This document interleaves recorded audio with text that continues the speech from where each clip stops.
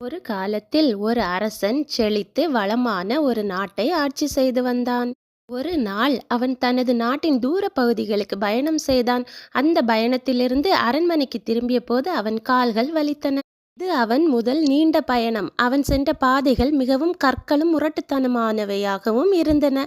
ஆனால் மக்களுக்கு ஒரு ஆணை பிறப்பித்தான். நாட்டின் எல்லா சாலைகளையும் தோலால் மூட வேண்டும். தோலால்? தோலால்? அதிர்ச்சி அளிக்கிறது.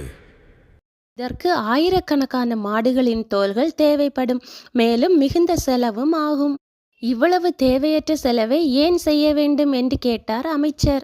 அதற்கு பதிலாக உங்கள் கால்களை மூட சிறிய தோல் துண்டுகளை பயன்படுத்தலாமே என்றார் அமைச்சர்.